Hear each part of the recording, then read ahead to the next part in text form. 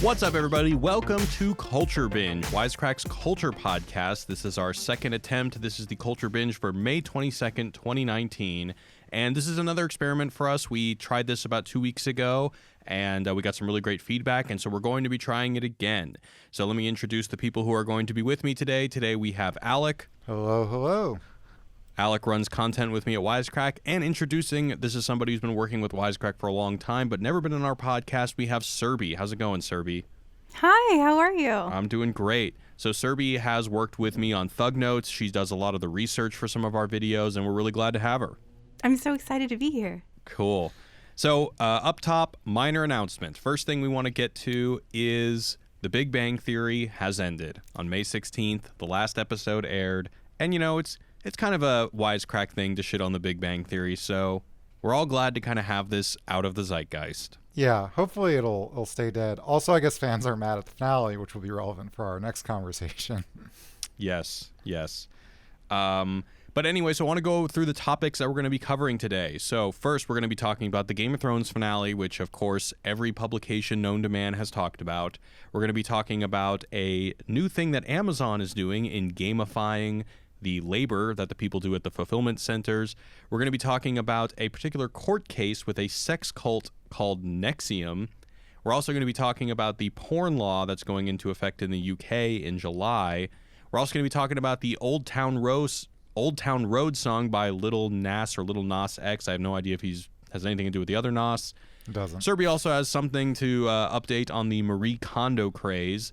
We're also going to be, if we have time, talking a little bit about platform gaming and a new advancement in vaping technology by Juul that may or may not be pushing us closer to a dystopia. So I'm going to start things off with talking about Game of Thrones. So, as I'm sure you're all aware, Game of Thrones has ended. People are largely unhappy with the ending, and a petition to redo the whole season has reached over 1 million signatures. I think it's at 1.5 million now. Oh, Jesus. Yeah. So I want to hear from you guys. Did you guys watch the finale? How do you guys feel about it? Serby, have you seen it? I have seen it. And are we allowed to talk about like what happened, or is this Yeah, spoiler please. free? Oh, yes, okay. Spoilers ahead. I saw it. I thought it was disappointing, and I thought it was a really, I think the last few episodes were just really bad storytelling. And although I'm disappointed with the direction that the creators took, I think I'm more baffled by HBO allowing the creators to get away with this. It just, to me, it illustrates a lack of integrity and commitment to one's quality of work. And if I were a network trying to figure out whether to give them a global deal, I would be wary because they've exhibited such little care when wrapping things up. And you're talking about HBO offered, like, oh, you can do 10 episodes, and they chose to do 6, right? Yeah, and then, or just being more involved in terms of the story, how, I mean, I understand they wanted to tie things up very neatly, but to me it feels like they had 5 storylines that they wanted to make sure they got done, and it was more important to them to just tie the knot rather than show some detail or make people earn what happened to them. It was just oh, we want Arya to go explore, we want Daenerys to die, we want Jon to go frolic with the free folk, and it felt like they were just ready to be done, and they were done. Yeah, I often when people get very upset at show creators, I sort of scoff a little bit, but this finale honestly put me in a bad mood. I woke up in the middle really of the bad night. Mood. I wouldn't call them nightmares, but nightmare-esque. My girlfriend said I was talking in my sleep about Game of Thrones, and then the whole next day I was in a terrible. This never happens to me, by the way. Game of Thrones is not part of my identity. I watched the whole show. I really enjoyed it, but it's not like I've read all the books and have, fucking Daenerys posters on my wall. But even still, I was in a bad mood the entire day, and Jared can attest to this. And then when we were talking about making a Game of Thrones episode, it was just putting me in a worse episode. I was being mentally tortured by just constantly hashing over. And the more I would talk about it, the more I realized, wait, this doesn't make sense. What's the deal with the three-eyed raven? Was this all part of Bran's plan? Nothing makes sense. And then, of course, just the pacing of it all, right?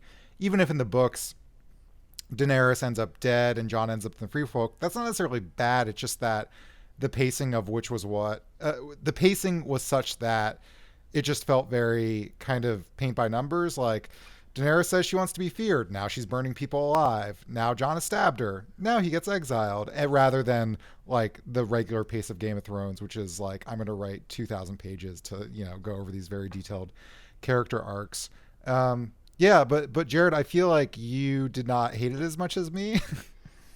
Well, it's very bizarre because in general, when it comes to media related things, I tend to care more than you do, and I can't even really think of we've gone through some taxing times with the company at Wisecrack, and Alec has always been pretty even keeled. He's been like a Buddhist monk, and yet for some reason, Game of Thrones really was, I think, the only thing I can think of that put you in a decidedly sour mood. I actually I want to ask why. I know that you didn't like it, but I'm just really surprised that it got to you. Yeah, I don't know. There's been shows where I've been disappointed by the finale. I think at the time, The Office is a show that I love. And the finale is like, whatever. Or even like the second season of Westworld I didn't like. But at no point am I ever like, how dare they? And even this, I'm actually very against people. I want to be wary of like calling out D&D as they're called. I forget their actual. I know it's like Dave Benioff and some other. I don't want to be like, how dare you? Because like, I think lots of good writers have done shitty things. Like, James Gunn did a great job with Guardians of the Galaxy. He also made a terrible Scooby-Doo movie, but I'm not like, how dare you?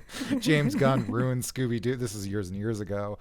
So like, I don't know, like if I ever saw them in person, I wouldn't be like, how dare you? I'd be like, oh, you wrote a cool show and then I didn't like the ending. Well, whatever. Like you're just trying to do your best, allegedly.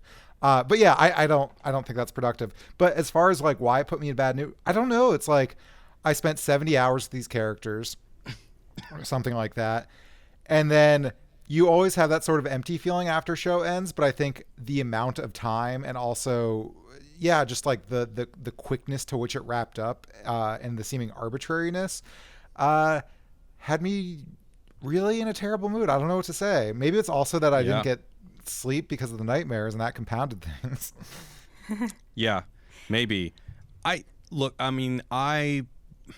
I don't know. I guess I had already been thinking all this time that there's no way this is going to please people. There's no way that people are going to be happy with it. So I wasn't really that pissed off about it.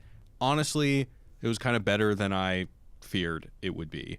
But I don't really want to talk about the specifics of what they did, what they didn't. I mean, there's at least 7,000 other podcasts that will tell you that Daenerys wasn't properly developed or that she had her turn too quickly or whatever, and all those are valid criticisms.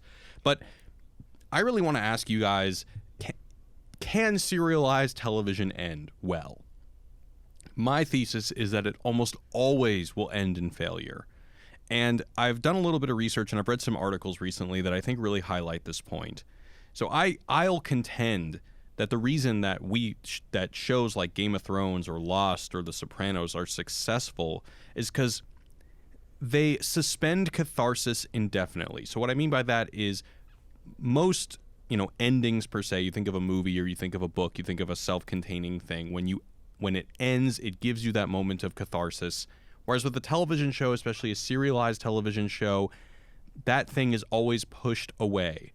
And so I actually read this article in Wired by an author named J. David Bolter, and he argues that the aesthetic of video games has flown into all of culture. And I think the way that he describes the way that we consume media today is a really interesting way to consider what it's like to watch a serialized show like Game of Thrones that people are so passionate about.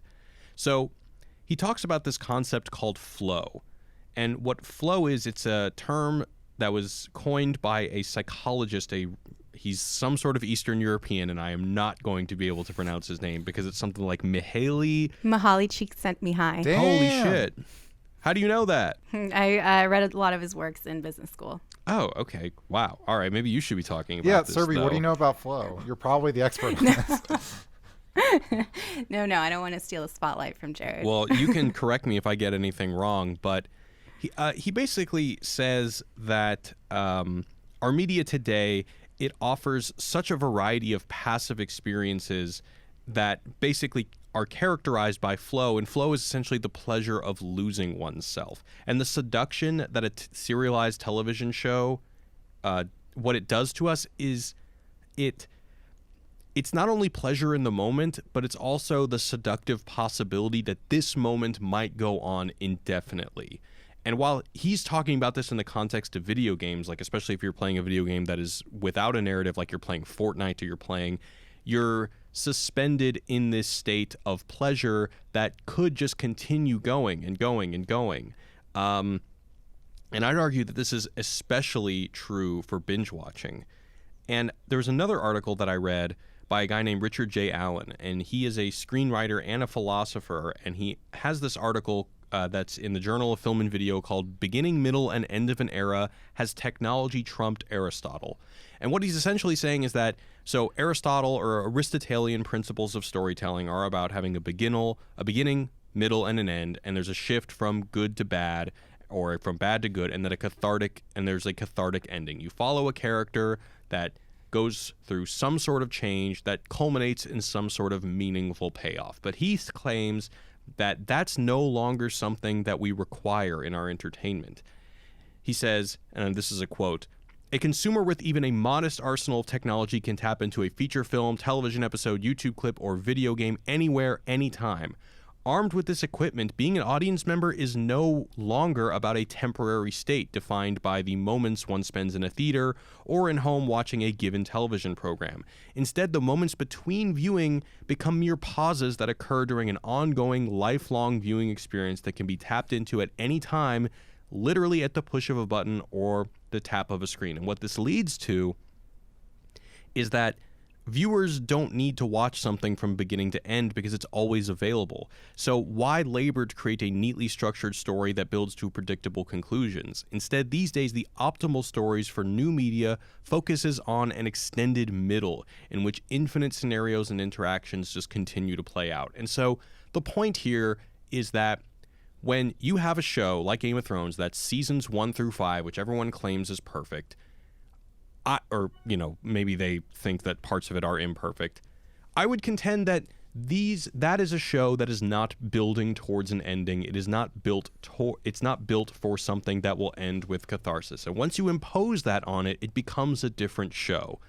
So, yeah, you can create seasons 1 through 5 and, continue to just like push away moments of catharsis and continue to introduce new conflicts and that never really need to resolve anywhere. But once you impose the necessity of bringing these things to a conclusion, of giving the audience that catharsis, I mean, that's like literally like building a bridge and then halfway through realizing that you need to build a different kind of bridge that holds a different kind of weight. It's just not going to work. And just think about any television show. How often are there serialized television shows in which people like the ending? One of the people in our Discord sent us a graph on Tableau Public. I actually don't know what this is, but it's a graph of the IMDb scores for all these serialized shows once they end. Game of Thrones, Dexter, House of Cards, True Blood, Pretty Little Liars, 2.5 Men, Girls, and How I Met Your Mother all tank at the end. Now, this can't just be that all of these writers are incompetent. I mean, these are the highest paid writers in Hollywood for these shows. It can't be that all of them are just dumb and they should be listening to people on Reddit. It can't be that. I really do think that when you're creating a successful TV show, you are writing for a certain kind of viewing experience, one that is more akin to flow and less to catharsis. And then once you have to shift your priorities to finding some sort of conclusion, and all conclusion still does function on, the promise of a cathartic ending, shit will start to fall apart. So that's my spiel. So I think it's interesting in the charts. So all those shows tanked at the end, except the shows that are episodic. So Parks and Rec and The Office, and I think there was one other one. They stay pretty consistent. They might go down a little bit, but it's almost like when it's episodic, like The Office, there is an overarching plot barely of, Jim and Pam get together and they have kids, and then he's got a job thing that he's going to. But overall, and by the way, this is a show that I watch regularly as I go to sleep every night. Like I've seen the whole thing like 8 times. It doesn't really feel like it's building to anything. If anything, it's, I think, the perfect encapsulation of this flow idea, because I just watch it as a thing to not necessarily pass time, but just to sort of be in the moment. Like I laugh a little bit, and I can really turn on any episode from any season and just go back into it. It's not like if I tuned into Game of Thrones, I would have to like remember exactly where I am in the plot. The way I've always heard flow, and Serby, I want to hear what, because you've actually read all this stuff, but I always heard in terms of sports where it's like, if you're pitching, or let's say you're an archer and you're trying to like hit the target. If you're thinking about like, where's my arm positioned and all this stuff, you're probably going to mess up, and flow is the state in which your body motions essentially become automated. And this is like a thing for most like very practiced athletes. And that is like the ideal state to be in. And it's weird. So for video games, I think that's interesting because, I mean, there's so many video games I play and I'm like, holy shit, it's 6 hours later. Like SimCity is a good example. Like there is no really end to SimCity. I just want it to kind of go on forever. And then when I build everything, I get sad. But not as sad as I was in Game of Thrones. But yeah, I think, I don't know, like I really like this argument. I think people want to watch Game of Thrones because they want there's like little catharses, right? When a certain battle is won or a person dies or wins or something like that. But overall, it's like we want to see these seeds planted in the plot, and we want to see them grow, but we don't necessarily want to see them all tied up at the same time. What do you think, Serby? So when I studied flow, it was more in terms of work. So when you mentioned that you would play SimCity and like 6 or 8 hours would go by, that's how we thought about flow, is in the moment when you're working, and when you're done, you're completely drained and exhausted. That's how we thought of flow. And I think it's interesting that like flow is being used to like apply to a viewing experience, because that's not something I would have thought of. And I wonder if, like, I agree that I like the middle, like I like the journey and I like the tension. And when it comes to like wrapping things up, is the answer then hiring like a screenwriter, like for films, to come in and wrap things up, like someone who's more experienced with tying up loose ends in a finite amount of time? Like, is it just a different skill set? I don't know. I mean, I think that even if you hired the best screenwriter in the world, he still has to deal with the fact that, you know, he's basically, the writers of seasons 1 through 5 give him a lump of clay to mold. And I just don't think, you know, he's not starting from scratch. I don't think that lump of clay is really building towards, it's not something that is conducive to that screenwriter's skill set. I just think it's kind of like the thing I said with Abridged. Like seasons 1 through 5 were not building towards, they weren't built to lead to a cathartic conclusion, but that's ultimately what they were required to do. And I just don't think that was ever really going to end well. And it's also worth noting that those other shows that you mentioned that are on this graph, so The Office, Parks and Rec, and The Big Bang Theory, are 3 shows that do end on an up, that when the show ends, it's actually as loved or loved even more than it usually is. And those are all episodic shows. Just like you said, you can tune in at any episode and you can get it. Now, granted, they do have some sort of finality, but the previous, decade or whatever of episodes aren't at least pretending to lead to some sort of a conclusion. When you watch episode 1 of The Office or episode 50 of The Office, you're not asking the same question of like, will Michael Scott retire? Yeah. Whereas with Game of Thrones, the question is always who will be on the Iron Throne or who will bring Westeros to peace or whatever. But in reality, that's, obviously because the books weren't done, they weren't actually building to that conclusion. Well, I think George R.R. Martin allegedly told them how he's going to end the books, or at least how characters ended up.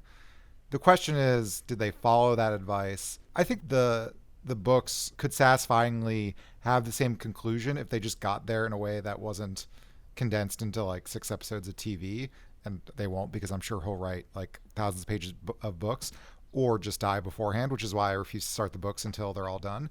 But yeah, I wonder how many Game of Thrones fans are just terrified George R.R. Martin will drop dead of a heart attack.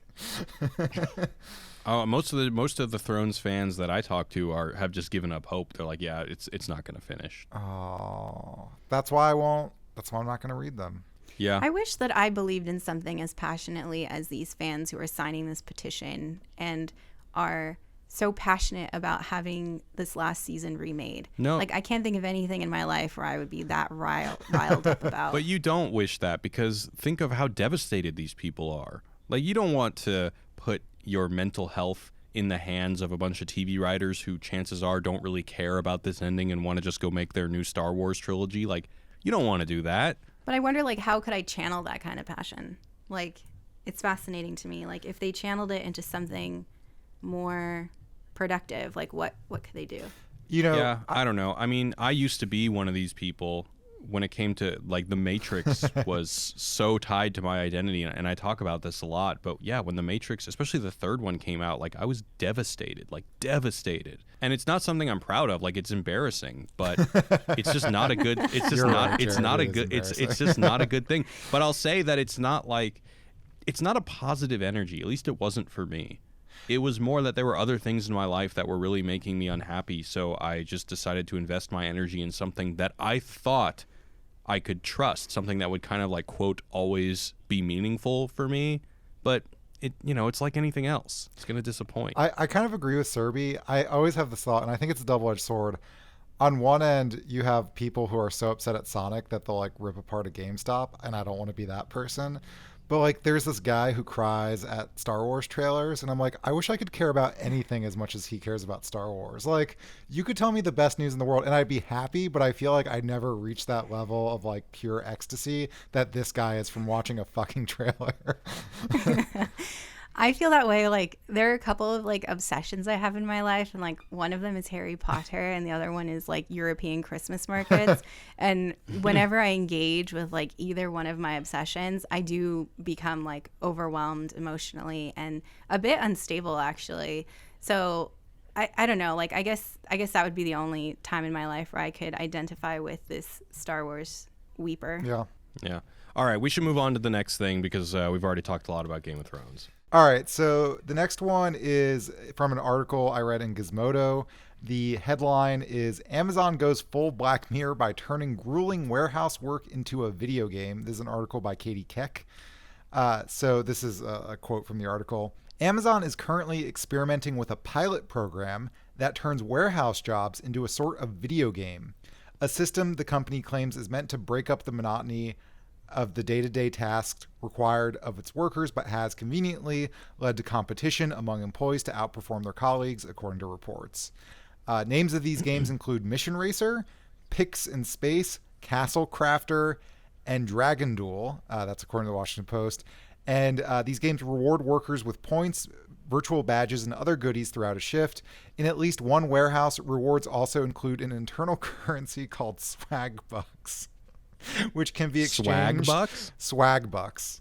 Okay. Which can be exchanged for Amazon branded gear, according to the Post. That's like that South Park episode, right? This is almost like an Onion article, but I swear to God, it's not.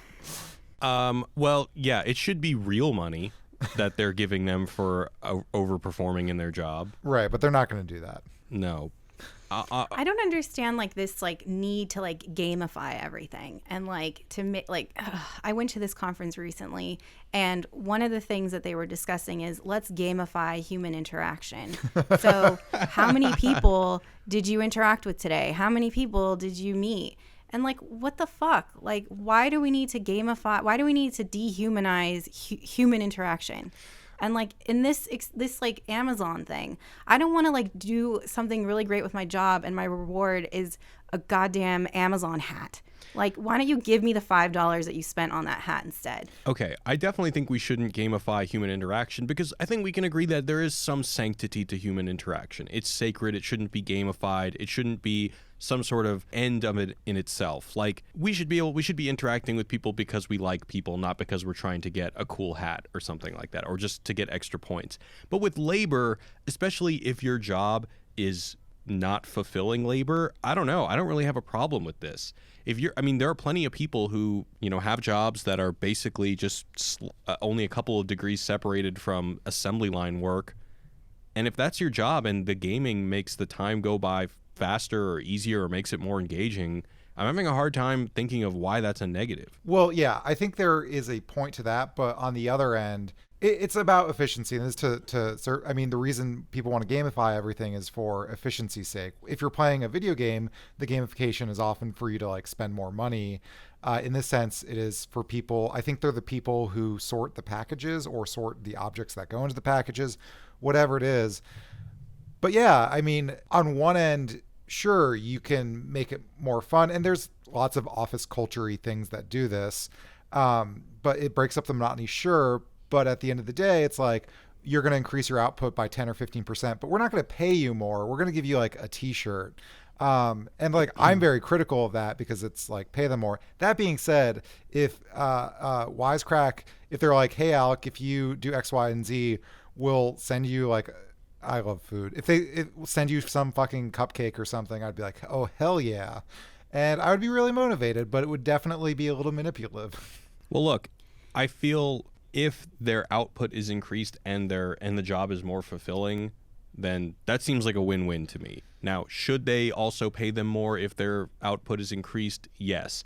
But I also think that their output will be increased even more if instead of an Amazon hat, it was something that they actually wanted. Right. So if it was a cupcake, then if they started doing that, then I think it would be even more of a win for both parties. I think this is bad for company culture.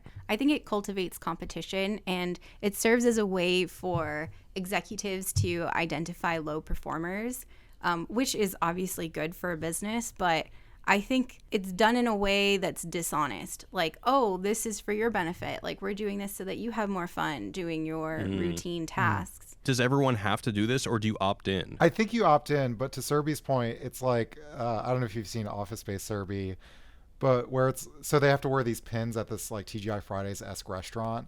What do they call them, Jared? Pieces of flair. Yeah, pieces of flair. And the pieces of flair are meant to like express your personality. But the whole framing is like, don't you want to have fun and express your fun personality? It's like, and the whole thing is Jennifer Aniston's character doesn't have enough flair. I was like, oh, I thought the minimum is 20. It's like, well, if you just want to do the bare minimum, that's up to you. But our other team members like to express themselves even more and wear 30 pieces of flair. And this is like, yeah, to your point, Serby, I think it's just like a dressed up version of that. And yeah, I think competition wise, like in a company where you're just like shuffling packages across, I haven't worked in an Amazon factory, Amazon warehouse, but I imagine it's not that collaborative. I guess like the competition could just be fun, but also could be very Orwellian if like people are getting fired for not playing this game correctly. But like if it were a more collaborative environment like Wisecrack, I think, you know, to your point, this idea of competition can often be very corrosive. I love working for Wisecrack because like I'm not like, oh yeah, I had a better idea than Jared today, like I win, and I don't think Jared thinks that either, or I don't think, you know, maybe I don't know you that well, but I don't think you do that, but I think like if we did think that would be very bad for the company. Yeah. Okay, cool. Let's move on. What's next? Serby, what do you got for us? So I'd like to talk about this article that I read in the New York Times. Life as a NXIVM slave, branding, whippings, and cold showers. It's by Colin Moynihan, and it's about a sex cult called NXIVM. It started off as a multi-level marketing scheme, and now we have young women being beaten, tortured, forced into sex slavery, and they have their master's initials branded onto their bodies. Whoa. And currently, the former leader of the cult is on trial, and the information coming out of the courtroom is just horrific. And what was striking to me is that it's sort of like Scientology if it were created in Nocturne Alley. So they have like all these levels of like participation, and the first stage is the leaders would require the recruits to divulge sensitive, embarrassing information that could then be used for blackmail purposes. And eventually they would sign away all of their property and money. And I'm having a hard time understanding, like, I understand like cults are all about brainwashing, and they're all about like preying on individuals who are maybe undergoing like a crisis situation, but I don't understand how the first stage is let's divulge personal information. Like, I will straight up lie to people if they ask me what my name is or like what color is your hair. I would be like, it's blonde. Like, I can't imagine like that would be the first step, and people are okay with that, and people are okay with getting branded. Well, they're doing well at the multi-level marketing, and they're like, hey, you're our star person. Do you want to do this leadership retreat where you like tell your personal? Because I think that not the blackmail part maybe exists in a lot of like kind of like self-helpy things. Is like, tell us your inner dark secrets and we'll break you down and build you up again. I feel like that's most like business. I mean, it seems like you have a business background that you could speak more to that. But is that what happened? Yeah, it is. Like, so I mean, it's not as if they just like met some random girl off the street and they're like, oh, hey, tell me about that time you did porn when you were 14. Right. It's more like, oh, like, let's discuss like your problems, and then it like slowly builds from there. But I don't know. Like, this whole sex cult I'm having a hard time wrapping my head around it. What was the product that the multi-level marketing scheme was selling? Do you know? It was like executive, like it was basically like a business sort of thing, like executive skills and like leadership stuff. I can't remember exactly, but the idea was like all of these like well-known executives like Richard Branson, and there was like a former Surgeon General and a former Enron executive would sign up, and you would just learn how to be a better leader, a stronger leader. Oh, man. Have you guys ever had any run-ins with cults or people that you know? Have you? I have not personally, but I had an ex-girlfriend, and while I was with her, one of her close friends who I knew went on this retreat that sounded a lot to me like a cult, and when he came back, he had a totally new outlook on life, and he wouldn't even hang out with us anymore because he could only hang out with that group of friends. And he was in a relationship with one of the girls, and they were, approaching seriousness at light speed. And then she was telling me that she wanted to go, and I was like, I don't know. She didn't end up going. It ended up being for totally different reasons, like for health reasons she didn't end up going. But I never saw that guy again. I only saw stuff that was going on social media. But I think like this kind of stuff was this in New York or was it in California? I think it was all over, but I think it was in California as well, because there were quite a few celebrities involved, or actors. I don't know if we would call them celebrities. Yeah, I mean, you mentioned the business thing. I feel like the line gets very blurred because in California there's all sorts of alternative mentorship, alternative health practices, alternative gurus, all this stuff. And I feel like a lot of people go to these things seeking mental health or even just like exercise or something like that, just alternate ways to feel better about themselves, to have a new path in life. And, well, maybe new path in life is a little bit strong, but people are just looking for alternative ways to grow and to help themselves, and very quickly it becomes a cult.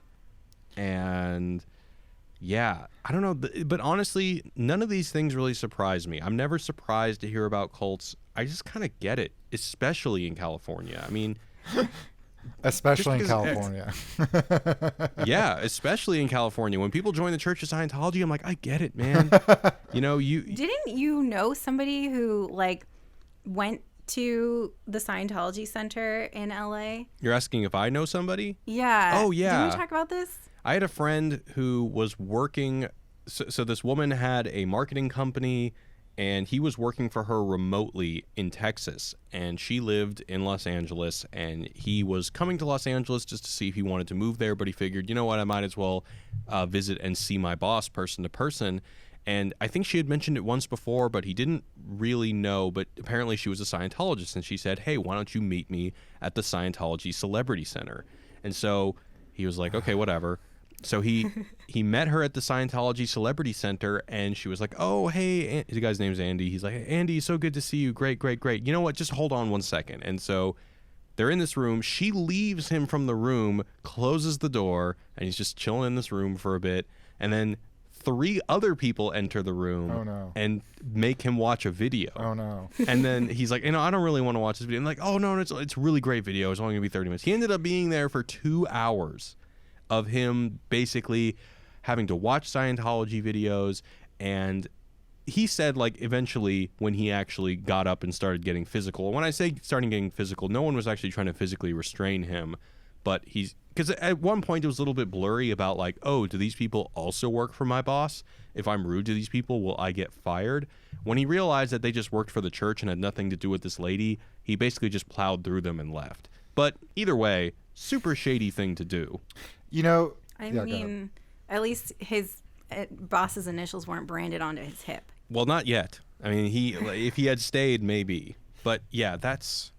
The Wow. NXIVM thing, and I don't want to downplay how fucking horrible it is, because it's very horrible.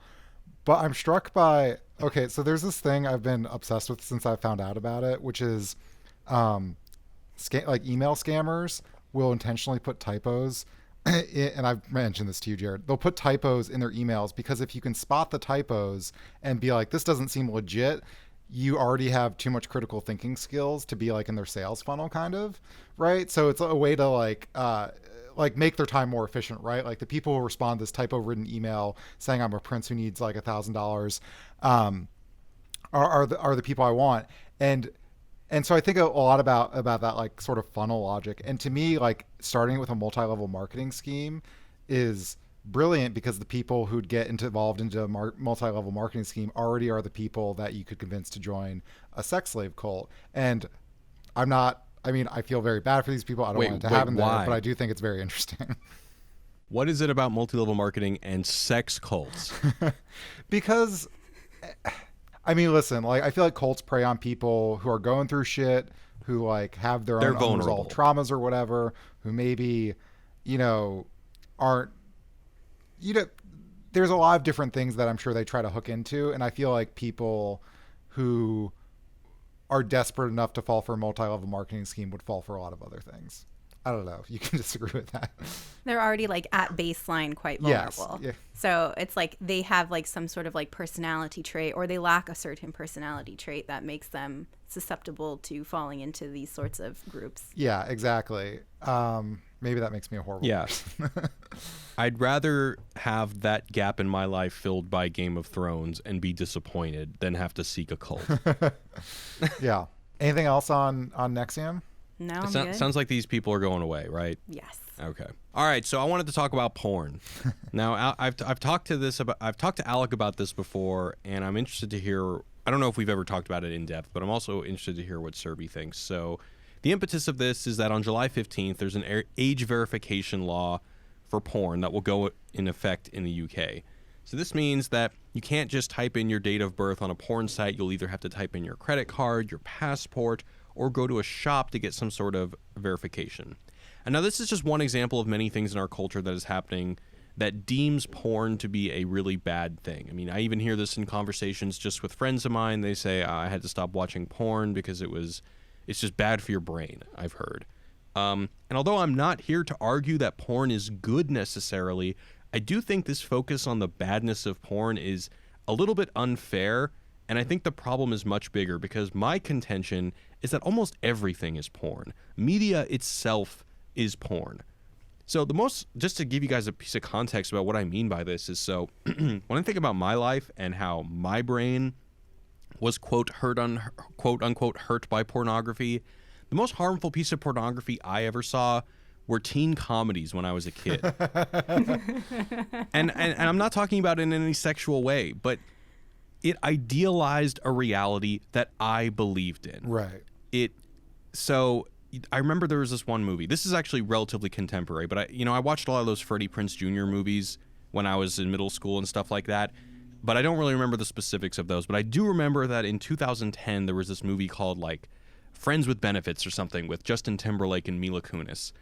And in this movie, both of them are effortlessly on top of their game career-wise, and they're so good looking, and there's zero indication of any sacrifice that they had to do to get there. Only the complete entitlement that this of this to this luxurious lifestyle inherent in watching these people only bitch about the fact that they don't know if having regular hot sex is fulfilling enough for them. That's their only conflict. And I feel like things like the Disney Channel with their Hannah Montana and all that shit, it ritualizes things like having a boyfriend or a girlfriend in 6th grade, or having a certain waist size, or being able to afford a certain wardrobe, or when you should start thinking about sex, or what your conversations should sound like, what kind of topics they should aspire to be talking about. I just think that if your argument is that porn promotes a shallow misunderstanding of sex that can warp your understanding of it, I contend that all of media, especially scripted TV and movies, promote a devastatingly shallow misunderstanding of life. And I think that porn is being unfairly scapegoated, and that people are extremely narrow-minded in their condemnation of it because it's a much bigger problem. There's a movie, a Joseph Gordon-Levitt movie called Don John, which I like a lot. I don't know if either of you guys have seen it. I've not. Joseph Gordon-Levitt starred in it and directed it. I don't know if he wrote it, but it's about a guy who's addicted to porn.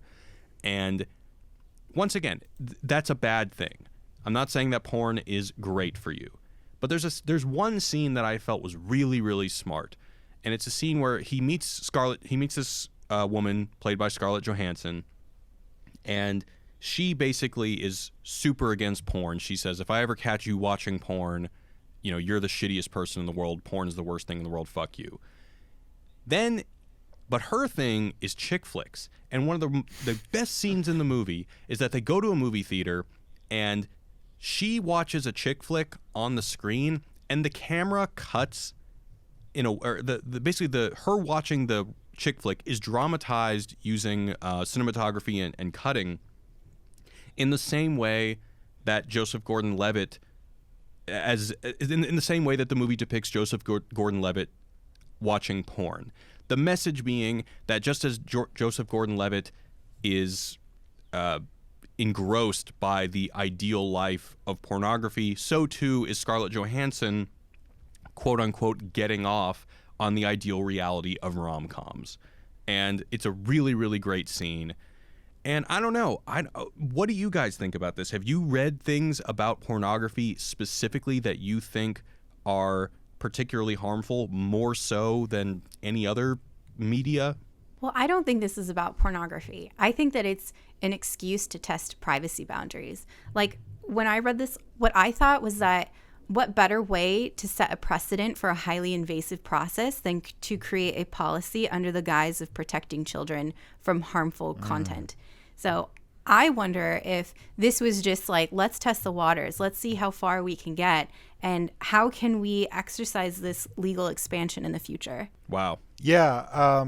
So when I was reading about this law, I had seen essentially you'd have to put in it's unclear, like a driver's license or some sort of, but essentially let's just say in the best of worlds, you're scanning your driver's license for whatever porn site, and they've got it. And let's say they're not selling it they're not selling that identifying information to anyone. They're keeping it on lock, all that stuff. That's the best case scenario. Then they get hacked, and then everyone knows exactly what you've been watching.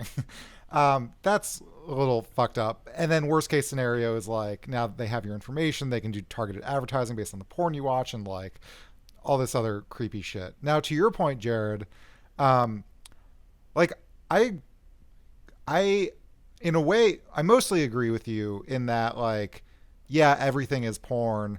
Obviously there's we have a cultural hang up about sex in general and the way the certain ages we should hit as we're exposed to different kind of sexual things. And, I don't even know what the age to watch porn is, 18 or whatever. And I'm sure 95% of teenagers are ignoring those laws.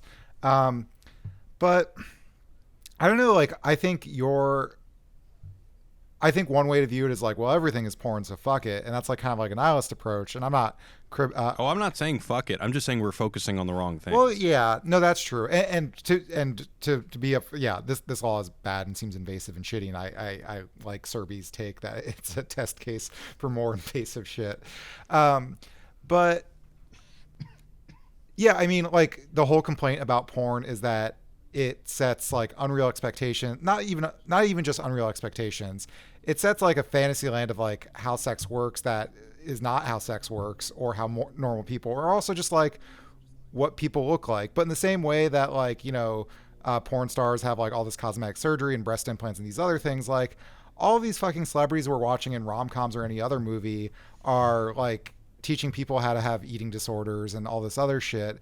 And then, to your point about the teen flicks or whatever, like, yeah, I had a similar experience where I had an idea of how reality was in my mind that was not at all true based on like the media I was consuming.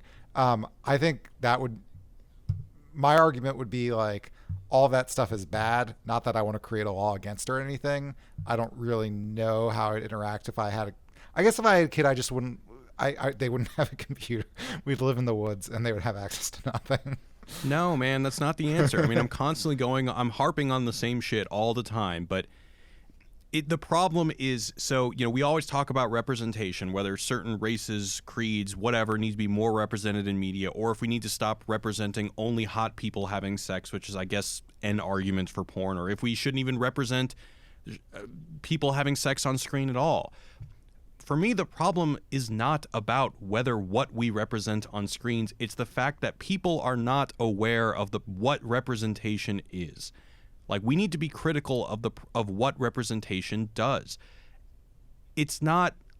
I'm just saying that the problem isn't if we're refusing to see the bigger problem, especially when it's so ingrained in society. So we can talk about Me Too, but we don't talk about alcohol. We can talk about representation in media, but we don't talk about the fact that the media is a giant desire factory, mm-hmm. and the necessity of representation is just a symptom of the fact that media is just constantly pumping out and telling us what to desire. That is the problem, and we're just fucking bickering about this other shit that isn't really focusing on that problem.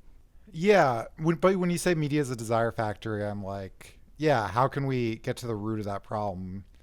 Well, look, as I've said, I've done a fair amount of growing just being able to recognize that and critically deduce that, oh, wow, yeah, all those fantasies I had after watching Freddie Prinze Jr. movies and thinking that this is how my life is going to be, that's dumb. I shouldn't think that.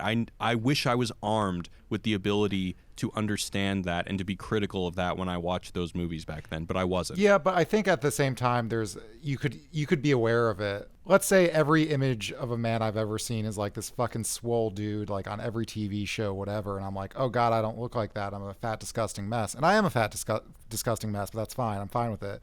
But like, even if I recognize that the media is pumping this into me, it is very, like, still if from the moment I've turned on a device or TV from the age of 3 or 4 or whatever, until even if I'm 12 years old and understand that message, which is a hard message for a 12-year-old to understand, it is like very hard to uproot psychologically. And I think this is essentially what a lot of psychology shows, is that like a lot of different issues I'm just using an example of body image, but like, I think in a more abstract sense, you could talk about rom-coms and shit like that. But like, just telling them that it's artificial does not necessarily make the problem go away because it's so deeply rooted. I don't know. What do you think? No, I agree, but it can help. Yeah. I think that we'll see some changes in like the next like handful of years. And do either of you remember that Dove beauty commercial? Yeah. I think that it aired during the Super Bowl. Yeah. So I think that was like one step to show people that what you see is not real. And there's been quite a bit of research in recent years that researchers have done on adolescence and social media, and the idea that they form these unrealistic idealizations of body image and life, and that it all stems from seeing these highly curated feeds on Facebook and Instagram. And so there are like schools, I think, that are trying to develop these programs that combat these issues, to tell kids and try to instill these critical thinking skills and help them develop coping mechanisms that allow them to see that what you see is not real. So that when they watch a Freddie Prinze Jr. rom-com, they don't fall into that trap that like, this is how things should be, this is how I should be. Yeah, I'd be interested to hear more about that because, I mean, I'm always talking about how we need to be much more educated, more responsible consumers. Not only should we be placing the complete burden of responsibility on the content makers or the people who are producing these images, but we also need to put responsibility on the consumers. So that school you're talking about sounds like a fucking godsend. Yeah, that program sounds awesome. Yeah, and I think there's like in the psychology as well, like a lot of therapists have seen a rise in adolescents coming to them feeling this burden that they're not living up to these like societal expectations and these unrealistic representations of beauty or success. And so I think this is something that's being discussed, like how can we educate people, how, like, what can we do, how can we be proactive. So I'll do more research and I will share. Thank you. All right, guys, we're running a little low on time, so we're going to skip right to Serbi's last thing she brought in, Marie Kondo. So Old Town Road, platform gaming, and the Smart Jewel we will try to cover next week. So, Serbi, what you got? Let's talk about Marie Kondo. This woman's very existence gives me so much anxiety. So Marie Kondo developed this decluttering method. It's called the KonMari method, and this is from her website. You keep only those things that speak to the heart and discard items that no longer spark joy. Thank them for their service, then let them go. So this tidying up method has become a craze, and she has a Netflix show. She's all over TV, all over the internet, and people either feel like her decluttering method is revolutionary and relaxing, and then other people like me find it infuriating. And researchers have studied decluttering, and some believe that decluttering can make you happy because when you discard items, it can release dopamine, which is a pleasure hormone. While other researchers believe that throwing away an item that means something to you activates the part of the brain that processes pain. So I am a bit of a hoarder, and I think that it's absurd that that she has this joy factor measurement. I think it's inane. And like there are a lot of things that don't spark joy, but I need them, like toilet paper. It doesn't spark joy unless I'm like, I just came from my grandmother's house and had a shit ton of Indian food, in which case I'm like, hell yeah, my 25 pack of Costco toilet paper is here. But it serves a significant purpose in my life, so it stays. And I think that like Marie Kondo came on the scene like at a perfect moment. Like she's very on trend right now. Like everybody wants a Pinterest-worthy home where everything is white and bright and clean and fits in a perfectly sized container. And I don't know. For me, like I roll my eyes whenever I see Marie Kondo on a screen. So I've seen her show. I also have some friends who are really into the book, and I both love and hate her. I mean, her as a person, whatever, but like the method, because I live in New York City in a 1-bedroom apartment, so I have like literally a finite amount of space. So, you know, I think it's a useful exercise to put all your clothes in a pile and be like, all right, what do I actually wear? Like, I don't really do the spark joy thing, but I'm like, I do think about it. Like this shirt that I wore 5 years ago, like, do I really need it? Does it spark joy? And then I throw it out and I feel better about myself. Great. I didn't realize this. This is in her book. I haven't seen this in her or maybe it's in her show, but her approach to books I find horrifying and appalling. You can't, whoever's listening can't see this, but I have color-coded bookshelves behind me right now. But essentially, you're supposed to do it with your books. Like if your books don't spark joy, like if your old copy of War and Peace isn't sparking joy, throw it out. Or even then, I think you're supposed to cut out like the favorite passages you have and keep those and then get rid of the rest. Absolutely fucking not. First of all, what? I mean, what? For so many people, did you not know this, Jared? Wait, you're telling me you're supposed to deface your books? Yes.